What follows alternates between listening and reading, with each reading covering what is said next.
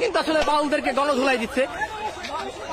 আমরা যদি দেখতে পাই একটা বাউল ধরে যুবক লাথি মেরে পানিতে ফেলে দেওয়া হয়েছে অতীত সরকারের থেকে শিক্ষা নেওয়ার জন্য।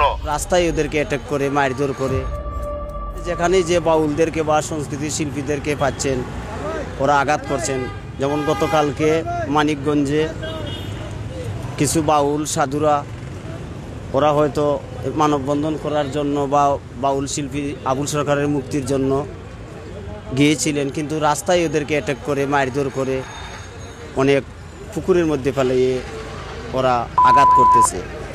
আমি এই বিষয়ে তীব্র নিন্দা জানাই এবং বাউল আবুল সরকারের মুক্তি চাই। যাকে গ্রেফতার করা হলো তিনি কবিরা গুনাহ করেছেন ধরে নিলাম, তার জন্য বিচার আছে, তার জন্য আইন আদালত আছে। কিন্তু গতকালকে আমরা যেটা দেখলাম তার বাড়িতে হামলা হয়েছে, বাড়ি ভাঙাভাঙির জন্য চেষ্টা করা হয়েছে, সাধারণ বাউলদের লাথি মেরে পানিতে ফেলে দেওয়া হয়েছে। আমাদের প্রশাসনের লোকজন দাঁড়িয়ে দাঁড়িয়ে নাটক দেখছিলেন। তারা হয়তো একটু পর উপর থেকে খবর আসলে আমাদের এখান থেকে ধরে নিয়ে যাবেন, এরকম সামর্থ্য তাদের আছে।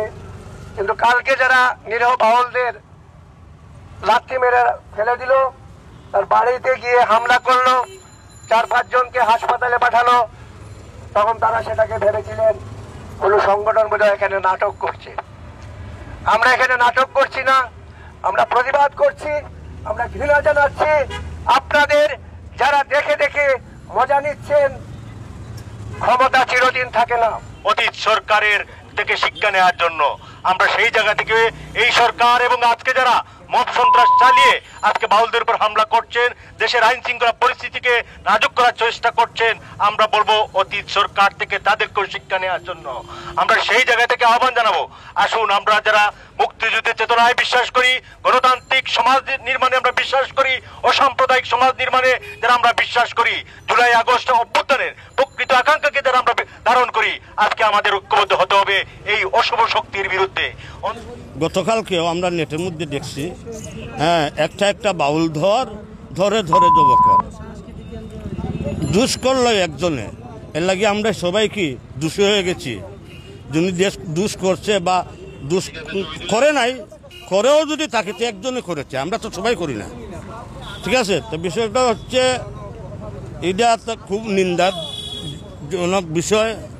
একজন বাউল মানুষ আল্লাহ রাসুলের কথাই বলে, আমরা যারা বাউল আছি আল্লাহ রাসুলের কথাই বলে আমরা মঞ্চে গিয়ে বিভিন্ন অ্যাঙ্গেলে বিভিন্নভাবে আমরা গান বাজনা করে থাকি এবং করে আসছি। বিগত 65 বছর বয়স চলে, আমি 11 বছর বয়স ধরে আমি বাউল জগৎ নিয়ে আছি। তবে আবুল সরকারকে এভাবে লাঞ্ছিত করাটা বা আমাদের বাউলদেরকে এভাবে লাঞ্ছিত করাটা কোনো যুক্তিসঙ্গত না। এটা যুক্তিসঙ্গত যদি থাকে আমাদের সাথে আপনারা বসে আমাদেরকে বলেন যে এটা আপনারা দুষ করছেন, আমরা এটা শুধরাই নিব।